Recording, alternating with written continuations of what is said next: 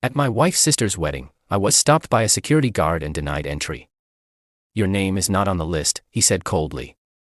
I saw my wife and her mother watching and laughing from a distance, but I said nothing and left. The next day, they came to me in tears, begging for help, for a reason I never could have expected. Chapter 1. The gate kept shut. The wedding hall shimmered under crystal chandeliers, the kind of place where luxury wasn't just displayed. It was weaponized. I walked toward the entrance in my best suit, gift in hand, determined to keep things polite despite the tension between me and my wife's family. But before I could step inside, a security guard raised his hand. His expression was cold, rehearsed. "Sir, I'm going to have to stop you here. Your name isn't on the list." I frowned, confused. There must be a mistake, I'm family. He checked again, flipping through the clipboard with theatrical care. "No mistake, you're not on here, you can't enter." From across the marble foyer I spotted them, my wife and her mother, standing arm in arm. Their laughter wasn't subtle, they weren't surprised I was being stopped.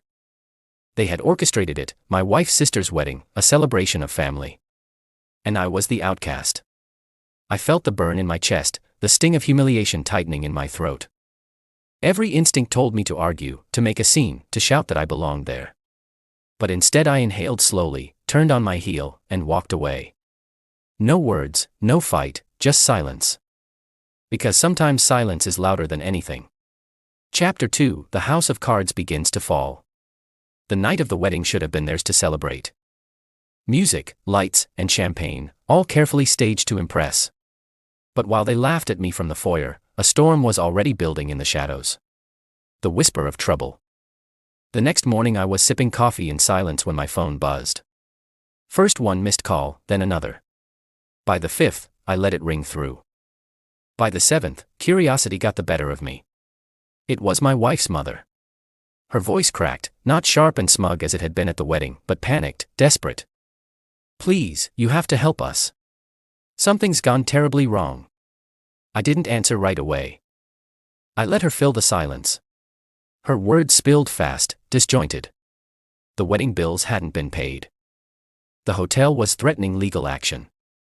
Vendors had pulled their services mid-reception. Rumors of fraud were already circulating. And worse, the family's business accounts had been frozen overnight. The shift in power. I sat there listening. The same people who laughed at me just hours earlier were now unraveling, powerless against forces they couldn't see.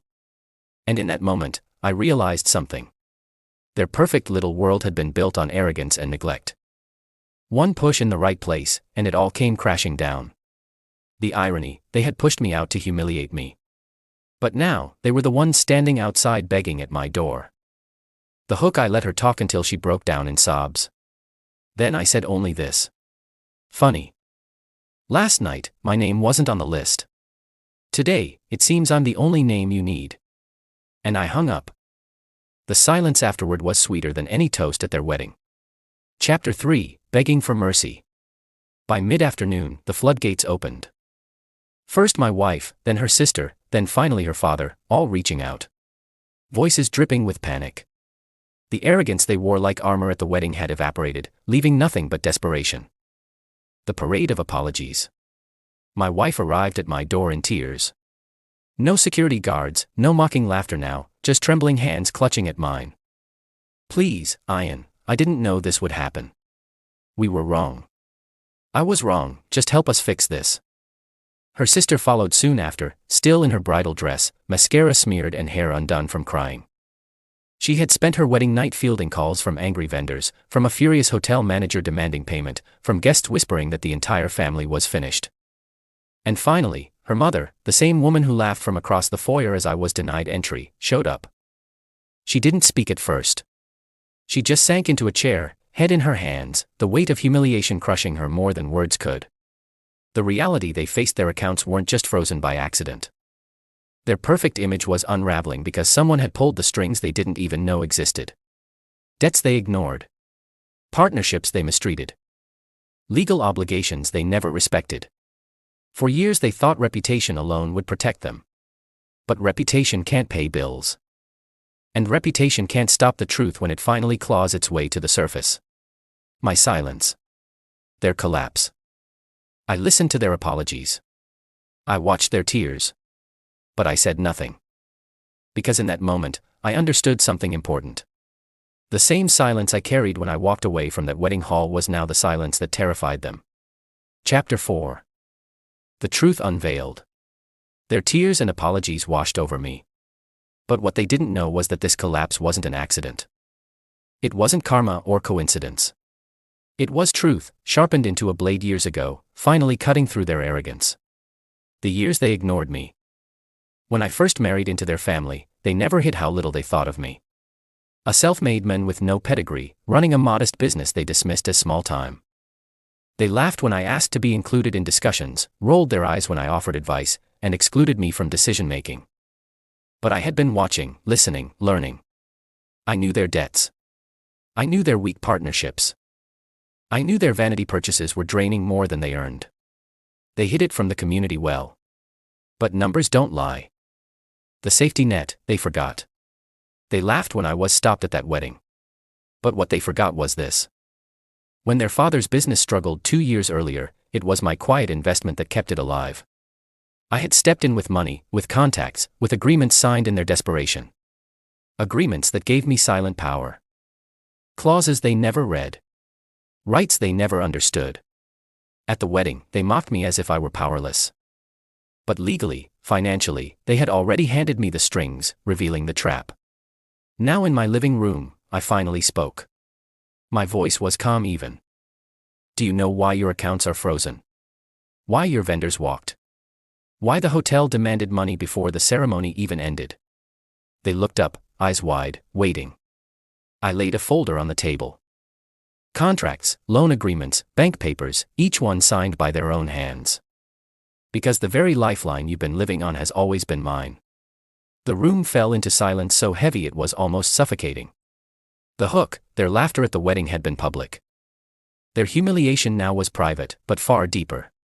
Because nothing hurts the arrogant more than realizing the person they mocked was the one holding their survival all along. And I wasn't done. Chapter 5, The Revenge in Motion. The contracts lay spread out on my coffee table like a crime scene. Every line, every clause, every signature told a story they had ignored until now. The turning of the tables. Her father picked up one sheet with trembling hands, eyes scanning the words he had once brushed off as formality, a personal guarantee clause, a repayment trigger, a transfer of collateral rights. He looked up at me, pale. This can't be legal. I leaned back, calm, deliberate. It's perfectly legal. You signed every page. You just didn't bother to read them. Too busy laughing at the men you thought was beneath you. The realization. My wife's mother clutched her pearls, her voice a whisper. You mean, all this time you? Yes, I cut in smoothly. All this time, your perfect little empire was running on money I provided, secured against property you didn't even realize you'd mortgaged to me. My wife, silent until now, finally found her voice. It was thin, fragile. So, you could ruin us. I let the silence hang before answering. Not could. Did there collapse her sister, still in her ruined bridal makeup, buried her face in her hands. Her brothers muttered curses under their breath, but even they couldn't deny the truth in front of them. They had mocked me at the wedding, denying me entry as if I were an outsider. But here, in my living room, it was clear. They were the outsiders, begging for a seat at a table I now owned. The hook. I leaned forward, my voice low, steady, but sharp enough to cut. Last night, you laughed when the guard said my name wasn't on the list. Today, the only list that matters is the one that shows who owns everything you thought was yours. And guess what? My name is the only one that's on it. Their silence was deafening. Chapter 6, The Public Humiliation. Private collapse wasn't enough for people like them. They had always measured life in appearances, in the whispers at parties, in who was seen entering which hall, in who got to sit at the head table. That was their currency. And so, their punishment had to be public. The stage they built. A week later, they hosted a reception dinner to save face after the disastrous wedding. A last attempt to convince friends, relatives, and business associates that everything was fine. Smiles painted on, laughter rehearsed. Expensive wine poured as though nothing had changed. But beneath it, the cracks were showing. The vendors knew. The staff whispered. Their allies were already questioning unpaid debts. And I was there too. This time not stopped by security, but invited because they needed me.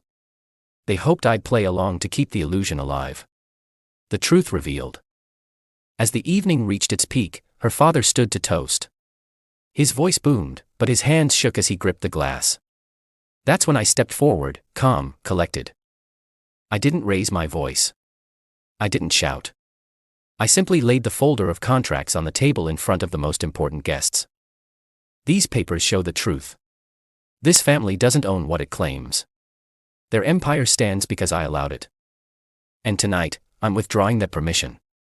A stunned silence fell. Glasses stopped midair. Whispers rippled across the hall. Their allies leaned forward, scanning the documents, recognizing the legal seals. The collapse, Liv, my wife's mother, gasped, paling as the reality set in.